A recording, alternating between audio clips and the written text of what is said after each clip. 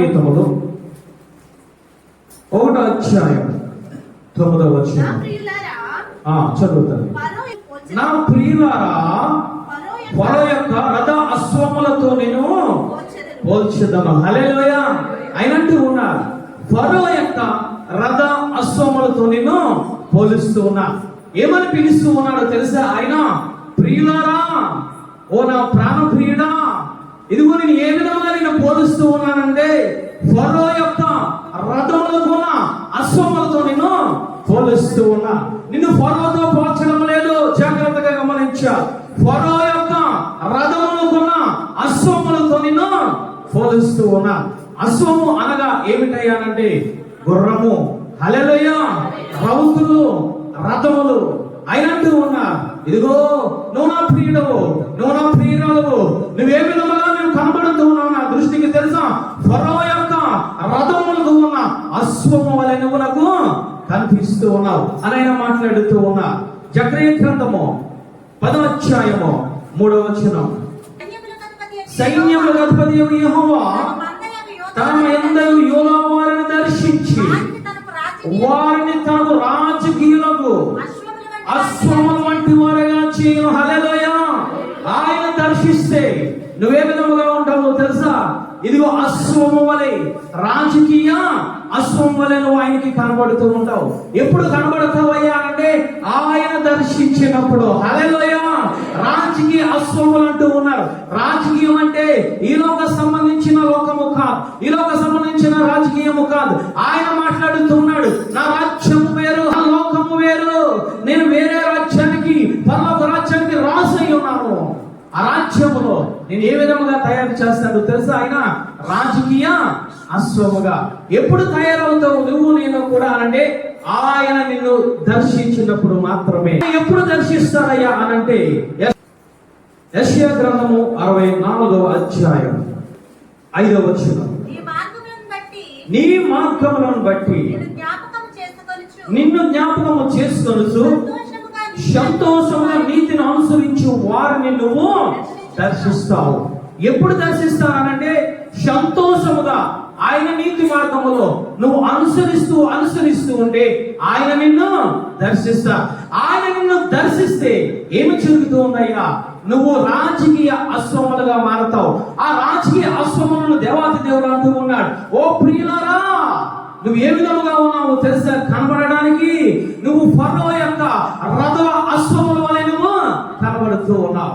నువ్వు ఇక్కడ ఉండడానికి వీలు లేదు, నువ్వు నాతో పాటు వచ్చేయాలి. హల్లెలూయా. దేవాది దేవుడు పిలుస్తూ ఉన్నాడు. ఎవరినయ్యా? దర్శించిన వారు. దర్శించిన తర్వాత ఏ విధముగా ఉండాలి తెలుసా? ఫరో యొక్క ఆ రథ అశ్వములను కనిపిస్తూ ఉంటే ఆయన 2వ రాకడలో నిన్ను పిలిచే దేవుడు. హల్లెలూయా. ఏ విధంగా పిలుస్తూ ఉన్నాడు? ప్రేమగా పిలుస్తూ ఉన్నాడు. ఆయన ప్రేమగా అంటూ ఉన్నాడు, నా ప్రియుడా, నా ప్రాణ ప్రియుడా అని పిలుస్తూ ఉన్నాడు. అంటే ఆయన నచ్చిన రీతిగా ఆ యొక్క లక్షణాలను కలిగి ఉన్నప్పుడు వారిని ఆ విధముగా ఆయన పోలుస్తూ ఉన్నాడు. ఇక్కడ ఏ విధముగా పోలుస్తూ ఉన్నాడయ్యానంటే ఒక అశ్వముతో ఒక విశ్వాసాన్ని పోలుస్తూ ఉన్నాడు, ఒక అశ్వముతో ప్రియురాలను పోలుస్తూ ఉన్నాడు, ఒక అశ్వముతో ఒక సంఘాన్ని, పరిశుద్ధ సంఘాన్ని ఆయన పోలుస్తూ ఉన్నాడు. ఈ రోజు నువ్వు అశ్వముగా ఆయన కంటికి కనబడితే, నువ్వు ప్రియురాలుగా ఆయన కంటికి కనబడితే, నువ్వు ఆయనకు నచ్చిన దానిగా నువ్వు నేను కనబడితే ఆయనట్టు ఉన్నారు, నిన్ను నన్ను ఓ ప్రియురాలా. హల్లెలూయా. ఎందుకయ్యా అంటే నిన్ను ప్రేమిస్తూ ఉన్నా. ఆయన ఏదైతే లక్షణాలను కలిగి ఉన్నాడో నువ్వు ఆ లక్షణాలను కలిగి ఉన్నప్పుడు ఆయన నిన్ను పిలిచేది ఏమిటో తెలుసా? ఓ ప్రియురాలా, ఓ స్నేహితురాలా అని పిలుస్తూ ఉంటాడు. అసలు ఈ యొక్క అశ్వమునకు కలిగి ఉండే లక్షణము ఏమిటయ్యానంటే మొట్టమొదటిది బలము కలిగి ఉంటుంది. బలము కలిగి అది పరిగెడుతూ ఉంది. బలము కలిగి అది యుద్ధ రంగంలోకి వెళ్తూ ఉంటుంది. ఆ యొక్క అశ్వం అనేది మొట్టమొదటి బలము ఎక్కడ ఉంటుందయ్యా అని అంటే కాళ్ళలో ఉంటుంటుంది. ఆ యుద్ధ రంగంలోకి పరిగెడుతూ ఉంటుంది. పక్క వాటిని పట్టించుకోదు. ఇదిగో నా యజమాని నా మీద ఉన్నాడు కాబట్టి నేను యుద్ధ రంగంలోనికి వెళ్ళాలి, భీకరము జరిగే ఆ యుద్ధ స్థలంలోకి వెళ్ళాలని చెప్పి తన యొక్క బలాన్నంతటిని, ఆ పాదలో ఉన్న బలాన్నంతటిని ఉపయోగించుకొని యుద్ధ రంగంలోనికి వెళ్తుంది. రక్షింపబడిన విశ్వాసికి బలం ఎక్కడ ఉండాలయ్యా అనంటే మోకాళ్ళు ప్రార్థనలో ఉండాలి. మోకాళ్ళ జీవితంలో ఉండా, కన్నీరు ప్రార్థనలో ఉండా, ఉపవాస ప్రార్థనలో ఉండా. అప్పుడు నువ్వు దేవుని దృష్టికి ఏ విధంగా కనబడతావో తెలుసా? ఒక అశ్వము వలె, ఒక ఫరో యొక్క రథములకు ఉన్న అశ్వము వలె నువ్వు బలమైన దానిగా, బలమైన వాడిగా నువ్వు కనబడుతూ ఉంటావు. అందుకే దేవాది దేవుడు ఫిలిప్పీ రాసిన పత్రికలో ఆయన మాట్లాడుతూ ఉన్నా, 2వ అధ్యాయం 9వ వచనంలో ఆయన మాట్లాడుతూ ఉన్నా, అందుచేతను పరలోకం ఉన్న వారిలో కానీ, భూమి మీద ఉన్న వారిలో కానీ, భూమి క్రింద ఉన్న వారిలో కానీ ప్రతి వాని మోకాలను యేసు నామములో వంగునట్లును, ప్రతి వారి నాలుక తండ్రి అయిన దేవుని మహిమార్థమైన యేసు క్రీస్తు ప్రభువును ఒప్పుకున్నట్లును దేవుడు ఆయన అధికముగా హెచ్చించి ఉన్నాడు. హల్లెలూయా. ఆయన మాట్లాడుతూ ఉన్నారు, ప్రతి మోకాలు ఎక్కడ వంగాలయ్యా? ఆయన నామములో వంగాలి. ప్రతి నాలుక ఆయన నామములో తెరవాలి. ఆయన నామాన్ని ఒప్పుకోవాలి అంటే దేనిని సూచిస్తూ ఉందంటే నీ మోకాలు జీవితాన్ని సూచిస్తూ ఉంది, నీ మోకాలు ప్రార్థనను సూచిస్తూ ఉంది. నీ నోరు తెరవాలి. నీ నోరు ఆయన నామాన్ని ఒప్పుకోవాలంటే నువ్వు నోరు తెరిచి కన్నీటి ప్రార్థన చేయాలి. నీకు బలము కలిగి ఉండాలి అనంటే మోకరించి కన్నీటితో నీ నోరు తెరవాలి. దానినే ప్రార్థన అంట. మోకాల జీవితం నీకుందా? నీకు మోకాల జీవితం ఉంటే నువ్వు దేవాది దేవుని దృష్టిలో బలము గలవాడవు. హల్లెలూయా. నీకు కన్నీరు ప్రార్థన నీ జీవితంలో ఉంటే, ఇదిగో మోకాల జీవితం నీలో ఉంటే నువ్వే విధంగా కనబడతావు? దేవాది దేవుని దృష్టికి ఒక బలమైన అశ్వము వలె కనబడతావు. మోకాల జీవితంలో లేకపోతే నువ్వు యుద్ధ రంగంలోకి వెళ్ళలేవు, నువ్వు యుద్ధం చేయలేవు. యోగు గారు మాట్లాడుతూ ఉన్నారు, నరులకు ఇదిగో యుద్ధ కాలం ఇదే కాదా? నరునికి యుద్ధ కాలం.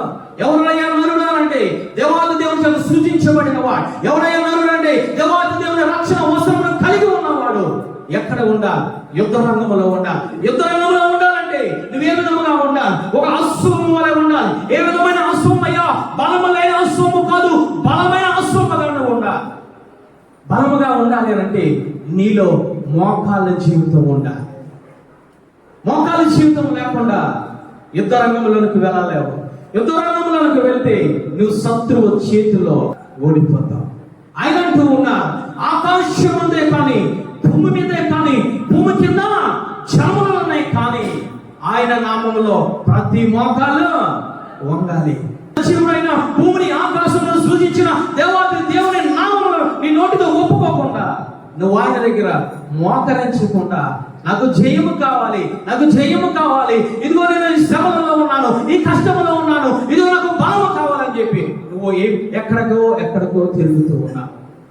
ఈయనంటూ ఉన్నారు, ఆయన నామములో నీ కాళ్ళు వంగాలి, ఆయన నామములో నువ్వు నోరు తెరవాలి. యాకోబు వెళ్ళిపోతూ ఉన్నాడు, మామను విడిచి వెళ్ళిపోతూ ఉన్నాడు. మామను విడిచి భార్య బిడ్డలందరినీ తీసుకుని వెళ్ళిపోతూ ఉన్నాడు. వెనకాల లాభాన్ని వస్తూ ఉన్నారు. ఎంతమందిని తెలుసా? కొంతమంది మనుషులను తీసుకొని యాకోబును చంపేద్దామని వస్తూ ఉంటే ఏమి చేశాడయ్యా యాకోబు అంటే మోకరించి ప్రార్థన చేశాడు. హల్లెలూయా. వెంటనే లాభాలతో దేవుడు మాట్లాడుతూ ఉన్నాడు. యాకోబుతో మంచైనా చెడైనా నువ్వు మాట్లాడడానికి వీలులే. కాలు ఎత్తమంటే కాలు తీయేస్తానంటూ ఉన్నాడు దేవుడు. నోరు ఎత్తమంటే నోటిని తీయేస్తానంటూ ఉన్నాడు దేవుడు. లాభాలు వచ్చి మాట్లాడుతూ ఉన్నాడు. అదిగో దర్శనం ముందు దేవాది దేవుడు నాతో మాట్లాడాడు. నేను ఏమి అనకూడదని చెప్పాడు. హల్లెలూయా. ఎక్కడిది బలమయ్యా యాకోబుకి? యాకోబు ఏమైనా బలవంతుడే. ఎందుకు తెలుసా? ఆయన నామములో మోకరించాడు, ఆయన నామములో ఆయన నోరు తెరిచాడు. హల్లెలూయా. ఆ బలమైన ప్రార్థన కలిగి ఉన్నాడు, ఆ బలమైన జీవితాన్ని కలిగి ఉన్నాడు. కాబట్టి లాభాల నోరు మోయించాడు. ఈరోజు నువ్వే బలము కలిగి ఉంటూ ఉన్నావు. వారు 10 మంది వస్తే నువ్వు 10 మందిని తీసుకువెళ్తూ ఉన్నావు. వారు 100 మందిని వస్తే నువ్వు 100 మందిని తీసుకువెళ్తూ ఉన్నావు. ఒక అన్యులు ప్రవర్తించినట్లు నువ్వు ఒక రక్షింపబడిన బిడ్డ ప్రవర్తిస్తూ ఉన్నావు. నీకు నాకు ఒక రకంగా చెప్పాలంటే సిగ్గు లేదు. యాకోబు నీతో నాతో మాట్లాడుతూ ఉన్నా. ఈ రోజున ఒక బలమైన అశ్వం వలె కనబడుతూ ఉన్నాడు లాభాలకు. అంతేకాదు, అది విడిచి వెళ్ళిపోయిన తర్వాత ఎదురుగుండా 400 మందిని తీసుకొని ఆ అన్నయ్యని యాస్కోబు వస్తూ ఉన్నాడు. మొత్తం అందరిని దహించి వెళ్తాం, మొత్తం అందరిని హతము చేద్దామని చెప్పి కోపముతో రగిలిపోతూ ఉన్నా. నజాసత్వాన్ని తీసుకున్నా, నన్ను మోసము చేశా, ఇదిగో నన్ను భ్రష్టుడుగా ఈ విధంగా తయారు చేశాడని చెప్పి 400 మంది మనుషులతో వస్తూ ఉన్నారు. వెంటనే యెహోవా రేవు దగ్గర ప్రార్థన చేశాడు. హల్లెలూయా! ప్రార్థన చేశాడు. నువ్వు నన్ను రక్షిస్తావా? నువ్వు నన్ను రక్షించవా? మోకాలు జీవితము కలిగి అందరినీ పంపించి వేసి కన్నింటితో యేసయ్య పాదములు పట్టుకున్నాడు. కన్నింటితో మోకరించి నోరు తెరిచి మాట్లాడుతున్నాడు. నోరు తెరిచి ప్రార్థన చేస్తూ ఉన్నాడు. రానే వచ్చాడు ఏశావు అంటూ ఉన్నాడు. కౌగలించుకొని ముద్దు పెట్టి నీ నాయి ఒకటే అని మాట్లాడుతూ ఉన్నాడు. హల్లెలూయా! శాంతి సమాధానం కలిగి ఉన్నాడు. ఎందుకు తెలుసా? మోకాళ్ళ జీవితం. ఈరోజు మోకాళ్ళ జీవితం నీకుందా తల్లి? ఆయన అంటూ ఉన్నాడు, నా ప్రియురాలా, నువ్వు చాలా బలమైన దానివి. ఎందుకు తెలుసా? ఇదిగో నీ జీవితంలో బలమైన మోకాళ్ళ జీవితం ఉంది, బలమైన కన్నీటి ప్రార్థన ఉంది, బలమైన ఉపవాస ప్రార్థన ఉంది. నా కోసం నువ్వు ఏమి చేస్తున్నావు తెలుసా? మోకరించి కన్నీరు కాలుస్తూ నువ్వు ప్రార్థన చేస్తూ ఉన్నావు. కాబట్టి నేను నిన్ను ఇష్టపడుతూ ఉన్నాను. హల్లెలూయా! ఈరోజు మోకాళ్ళ జీవితం నీ దగ్గర ఉందా తల్లి? ఏదైనా శ్రమ వస్తే ఎక్కడికెక్కడికో పరిగెడుతూ ఉన్నావు. ఈ లోక మనుషుల దగ్గరికి పరిగెడుతూ ఉన్నావు. యాకోబు పరిగెట్టలేదు. యాకోబు దేవుని చూస్తూ ఉన్నాడు. యాకోబు మోకాళ్ళ జీవితం అనుభవాన్ని కలిగి ఉన్నాడు. యాకోబు ఆయన నామాన్ని ఒప్పుకున్నాడు. హల్లెలూయా! ఈరోజు శ్రమలో ఉన్నావా? ఈరోజు కష్టాల్లో ఉన్నావా? నీ ఆరోగ్యం నుంచి అనారోగ్యాన్ని జయించలేకపోతూ ఉన్నావా? అప్పుల బాధలను ఉంటూ ఉన్నావా? ఇరుగు పొరుగు వారితో నీకు శాంతి సమాధానం లేదా? ఆయన దగ్గర మోకరించు. ఆయన విజయాన్ని ఇచ్చే దేవుడు. హల్లెలూయా! ఈరోజు మనం ఏమి చేస్తూ ఉన్నామో తెలుసా? ఈరోజు శక్తి లేక, బలం లేక, ఇదిగో మోకాళ్ళ అనుభవం లేక ఆ సాతాను దగ్గరికి వెళ్ళి, ఆ శత్రువుడి దగ్గరికి వెళ్ళి మనం ఏమి చేస్తూ ఉన్నామంటే, నన్ను కాపాడు, నన్ను కాపాడు. శత్రువు దగ్గర లొంగిపోతూ ఉన్నాము. శత్రువును ఎదిరించాలి. ఏ విధంగా ఎదిరించాలంటే బలముతో ఎదిరించాలి. నీకు ఎప్పుడు బలము వస్తుందో తెలుసా? ఆయన నామములో మోకరించి, ఆయన నామములో నోరు తెరిస్తే నీకు బలం వస్తుంది. ఈరోజు మనం ఏమి చేస్తూ ఉన్నాం? శత్రువుల దగ్గరికి వెళ్ళిపోయి, ఆ సాధన దగ్గరికి వెళ్ళిపోయి, నేను నీకు లొంగిపోతూ ఉన్నాను, నువ్వు నన్ను రక్షించు, నువ్వు నన్ను కాపాడు, నా బిడ్డను దీవించు అని చెప్పి సిగ్గులేని మాటలు మాట్లాడుతూ ఉన్నామా? దేవాంతి దేవుడు నీకు బలం ఇచ్చాడు. ఆ బలాన్ని నువ్వు గ్రహించుకోలేకపోతూ ఉన్నావు. నువ్వు మోకరిస్తే, నువ్వు మోకరించి ప్రార్థన చేస్తే, నువ్వు ఉపవాసం ఉంటే ఆ శత్రువుడికి భయం పుడుతుంది. హల్లెలూయా! భయం కలిగిస్తా దేవాంతి దేవుడు. లాభానికి భయం కలిగించా, ఏశావుకు భయం కలిగించా. కారణం ఏమిటో తెలుసా? ఒకే ఒక్కడు మోకాళ్ళు ఉన్నాడు. ఈరోజు నీ కుటుంబంలో శాంతి సమాధానం లేదా? ఈరోజు నీ బిడ్డలు నీ మాట వినలేదా? నీ భర్త మార్గం లేదా? నీకు దేవాది దేవుడు బలం ఇచ్చాడు. మోకాళ్ళు అనే బలం ఇచ్చాడు. ఆయన నామం అనే బలం ఇచ్చాడు. నీకు బలమైన నోరుని ఇచ్చాడు. అన్నిటిని ఇచ్చాడు. నువ్వు ఆయన ఉపయోగించాలి. ఈరోజు మనము మొట్టమొదటిగా ఆయన అంటూ ఉన్నాడు, ఫరో రథములు అశ్వములతో నేను పోలుస్తూ ఉన్నా. మొట్టమొదటి లక్షణము గుర్రమునకు ఉండేది, అశ్వమునకు ఉండేది బలము ఉంటుంది. బలము దేనిలో ఉంటుందయ్యా? మోకాళ్ళలో ఉంటుంది, కాళ్ళలో ఉంటుంది. ఒక విశ్వాసికి ఎక్కడ ఉండాలి అంటే మోకాళ్ళు అనుభవములో ఉండాలి. హల్లెలూయా! రెండవదిగా చూసినట్లయితే గుర్రానికి కలిగి ఉండే లక్షణం ఏమిటో తెలుసా? ఆ కన్నులకు గంతలు కడతాడు యజమాని. అదిష్టం వచ్చినట్లు చూడడానికి వీలులేదు, వ్యర్థమైన వాటిని చూడడానికి వీలులేదు. యుద్ధ రంగంలో వ్యర్థమైన వాటిని చూస్తే తన ప్రాణము పోయే అవకాశం ఉంది. యజమాని కట్టేది ఏమిటంటే గంతలు కడుతూ ఉంటాడు. హల్లెలూయా! తల్లి ఎప్పుడైనా చూసారా గంతలు కట్టడం? చూసారా అమ్మ? చూసావా? రేనా తల్లి చూసావా గంతలు కట్టడం? గుర్రానికి గంతలు ఉంటాయి. గంతలు లేకపోతే అది వెళ్ళే గమ్యానికి వెళ్ళలేదు. గంతలు లేకపోతే వ్యర్థమైన వాటిని చూస్తూ విజయాన్ని సమకూర్చలేదు, తన ప్రాణాన్ని పోగొట్టుకునే అవకాశం ఉంది. కాబట్టి దావీదు గారు అంటూ ఉన్నారు, అయ్యా వ్యర్థమైన వాటిని చూడకుండా నా కనులను త్రిప్పివేయు ప్రభువా. వ్యర్థమైన వాటిని చూస్తే ఆ మార్గంలో నేను చనిపోతా. కాబట్టి వ్యర్థమైన వాటిని చూడకుండా నా కనులను తిప్పివేయు ప్రభువా. ఒక విశ్వాసి ఏమి చూడాలి? నీ కళ్ళకు గంతలు కట్టుకోవాలి. ఏమిటయ్యా? వాక్యం అనే గంతలు కట్టుకోవాలి. నువ్వు నిదానముగా చూడాలి. ఎక్కడికి చూడాలయ్యా? ఆయన పైన వాటిని నువ్వు చూడాలి. ఆయన వాక్యాన్ని చూడాలి. ఆయన వాక్యము ఏ విధముగా నాతో మాట్లాడుతూ ఉందని చెప్పి నీ కన్నులో నిదానముగా చూడాలి. ఈరోజు మనము చూస్తూ ఉన్నామా? వ్యర్థమైన వాటిని చూస్తూ ఉన్నాం. ఒక రక్షింపబడిన బిడ్డ ఎక్కడ ఉన్నాడంటే యుద్ధ రంగంలో ఉన్నాడు. జ్ఞాపకం చేసుకోవాలి. యోబు గారు మాట్లాడుతున్నాడు, నరులకు యుద్ధ కాలము కాదా? నువ్వు యుద్ధ రంగంలో ఉండి వ్యర్థమైనవి చూస్తే సాతానుడు, శత్రువైన సాతానుడు వచ్చి నీ ప్రాణాన్ని తీస్తా, నీ ఆత్మీయ జీవితాన్ని తీస్తా, నీ రక్షణ వస్త్రం ఎత్తుకెళ్ళిపోతా, నీ పరిశుద్ధాత్మ దేవుణ్ణి దూరం చేస్తాడు నీ నుండి. ఈరోజు ఎటువంటి చూస్తూ ఉన్నావు? వ్యర్థమైన వాటిని చూస్తూ ఉన్నావా? అపోస్తుల కార్యాలు 14:15 ఆయన మాట్లాడుతూ ఉన్నారు, అయ్యా మీరెందరూ ఎలాగూ చేయుచున్నారు, మేము కూడా మీ స్వభావం అంటే స్వభావము గల నరులమే, వ్యర్థమైన వాటిని విడిచిపెట్టి ఆకాశమును భూమిని సముద్రమును వాటిలో ఉన్న సమస్తమును సృజించిన జీవము గల దేవుని వైపు తిరగవలనని మీకు సువార్త ప్రకటించుచున్నా.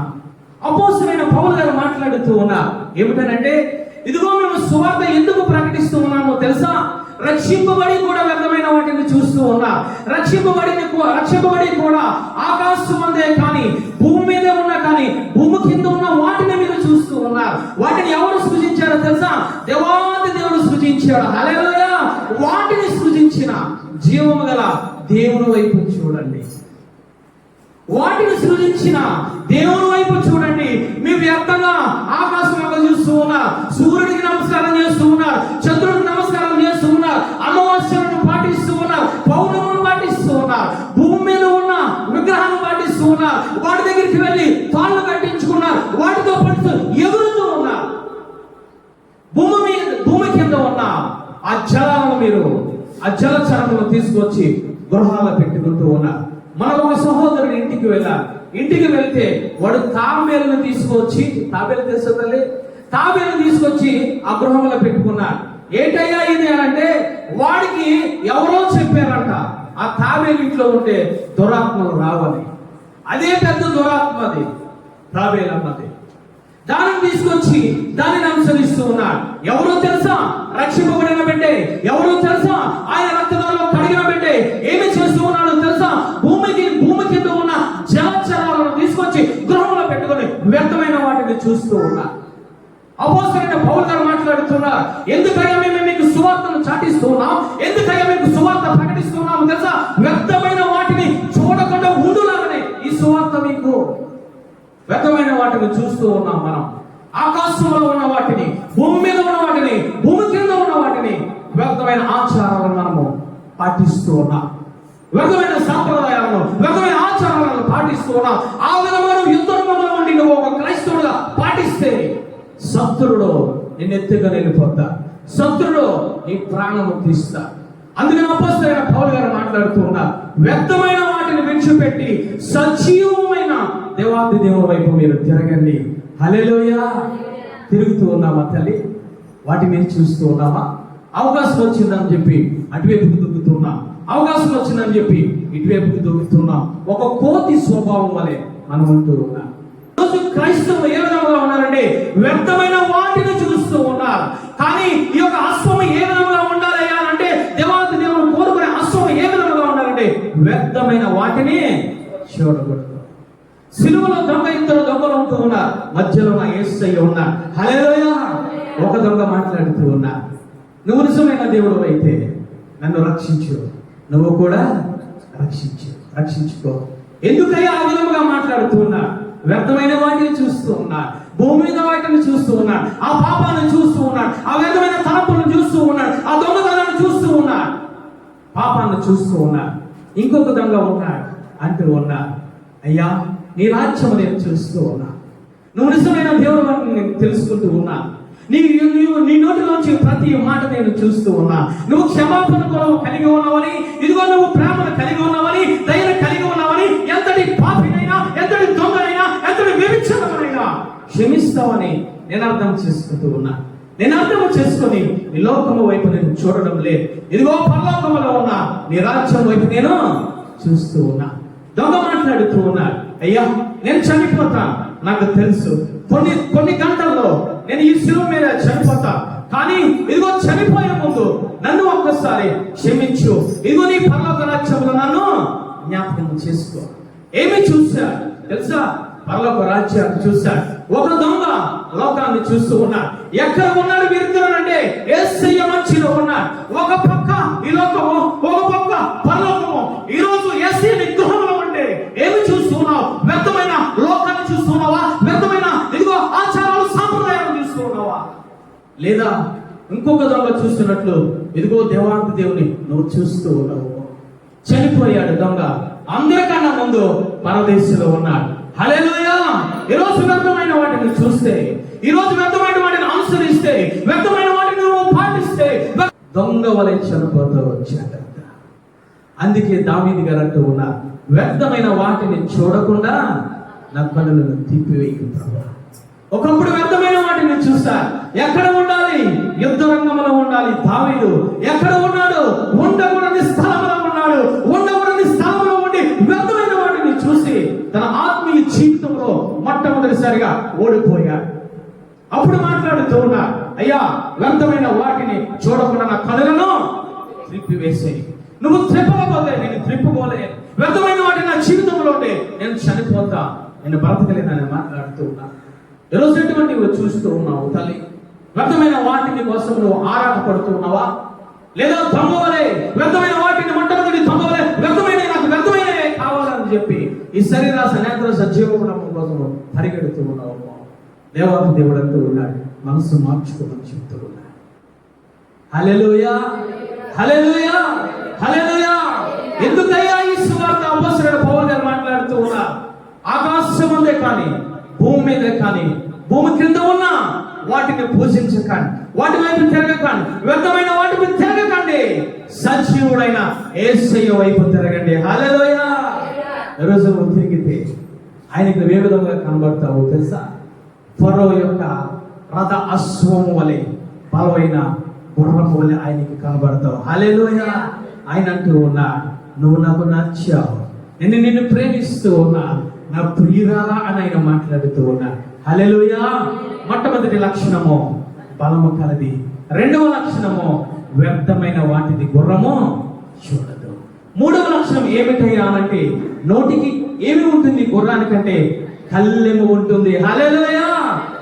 యాకోబు పత్రికలో ఆయన మాట్లాడుతూ ఉన్నాడు, ఒక వ్యక్తి ప్రార్థన చేసినా, ఒక వ్యక్తి ఉపవాసం ఉన్నా, ఒక వ్యక్తి వాక్యం చదివినా, ఒక వ్యక్తి ఆరాధన చేసినా, ఆ యొక్క వ్యక్తికి నోటికి కళ్ళెమ లేకపోతే ఆ భక్తంతా వ్యర్థమే. వాక్యాన్ని చదువుతూ ఉన్నావు, ప్రార్థన చేస్తూ ఉన్నావు, కన్నీరి ఉపవాసం ఉంటూ ఉన్నావు, ఆరాధన చేస్తూ ఉన్నావు, నీ నోటి నువ్వు కాపాడుకోకపోతే ఆ భక్తి వ్యర్థమైపోతుంది. నోటికి కళ్ళెమ లేకపోతే ఏమి జరుగుతూ ఉన్నాయా అంటే, గుర్రం ఇష్టం వచ్చినట్లు సైకిలిస్తూ, గుర్రం ఇష్టం వచ్చినట్లు వేగముగా వెళ్తూ, యజమాని చేతుల్లో ఉండదు. అది ఎందుకు యుద్ధ రంగంలోకి వచ్చిందో దానికే తెలియదు. పైనుండి యజమాని ఏం చేస్తాడు తెలుసా? నోటికి కళ్ళెమ పెట్టుకొని లాగుతూ ఉంటాడు. 2-3 సార్లు లాగితే గుర్రము పరిగెడుతూ, ఒక్కసారి లాగితే ఏమి జరుగుతుందయ్యా? గుర్రము ఆగిపోతుంది. ఈరోజు ఏ విధంగా ఉంటూ ఉన్నావు? రక్షింపబడిన బిడ్డ, నీకు కళ్ళెము ఉంటుందా? దేవాది దేవుడు నీకు అనేక వాక్యాలు నీకు వినిపిస్తూ ఉన్నాడు. నీ నోరుని అదుపులో పెట్టుకో అని చెప్తూ ఉన్నాడు. నీ నోటికి కళ్ళెమ పెట్టుకో అని చెప్తూ ఉన్నాడు. కళ్ళెమ పెట్టుకుంటూ ఉన్నావా? ఇక్కడ కాలం పెట్టుకుంటూ ఉన్నావు. ఇంటికి వెళ్ళిన తర్వాత షర్ట్లు మాట్లాడతారు మా వాళ్ళు. ఇంటికి వెళ్ళిన తర్వాత కాలు పైకి ఎత్తుతారు. ఎప్పుడు తెలుసా? ఏదైనా గొడవ వస్తుంది. నువ్వు రక్షింపబడ్డావని బిడ్డ నువ్వు గ్రహించలేకపోతూ ఉన్నావా? ఆడవారు ఏం చేస్తారు? ఎవరైనా పక్క వారు తిరుగు పరుగు వద్ద గొడవ వస్తే, అయ్యో నిన్న రక్షింపబడ్డాను, అయ్యో ఇదిగో నేను ఆత్మను పొందుకున్నాను, అయ్యో దుర్భాషలు మాట్లాడకూడదు, అయ్యో బూతులు మాట్లాడకూడదు, అయ్యో వ్యర్థమైన మాటలు నా జీవితంలో ఉండకూడదు అని చెప్పి ఎప్పుడైనా ఆలోచించారా మీరు? నీ నోటికి కళ్ళం పెట్టుకున్నారా? లేదా వారు 10 మాటలంటే మీరు 10 మాటలు మాట్లాడారు. ఈరోజు ఏ విధముగా ఉంది నీ భక్తి? నోటికి కళ్ళెమ లేకపోతే ఆ భక్తి వ్యర్థమే. నాబాలు మాట్లాడుతూ ఉన్నాడు, యెష్షయి ఎవరు, యెష్షయి కుమారుడు ఎవరు? వెంటనే దావీదుకి తెలిసింది. ఎదుగో సైన్యాన్ని సిద్ధపరిచాడు. 400 మందితో మాట్లాడుతూ ఉన్నాడు, ఆయుధాలు ధరించుకోండి, అయ్యా నాబాలు దగ్గరికి వెళ్దాం, ఏమి చేద్దాం, మగ శాసనం లేకుండా మొత్తం అందరినీ హతము చేద్దాం. బయలుదేరిపోయాడు. బయలుదేరిన విషయాన్ని అబీగయీలుకి తెలిసింది. వెంటనే మాట్లాడుతూ అబీగయీలు గాడిదను తీసుకుని వెళుతూ ఆ యొక్క దావీదు యొక్క పాదముల మీద పడింది. అంటుంది, అయ్యా ఇదిగో నేను స్వబుద్ధి గల దానం, అయ్యా నేను మంచి మాటలు కలిగిన దానం, ఇదిగో అయ్యా నా నోటికి కళ్ళెము ఉందయ్యా, ఆయన చేసిన తప్పిదము ఇదిగో నాదిగా భావించి ఒక్కసారి నువ్వు క్షమిస్తా. దావీదు మాట్లాడుతూ ఉన్నాడు. 1 సమూయేలు గ్రంథం 25వ అధ్యాయం 35వ వచనం.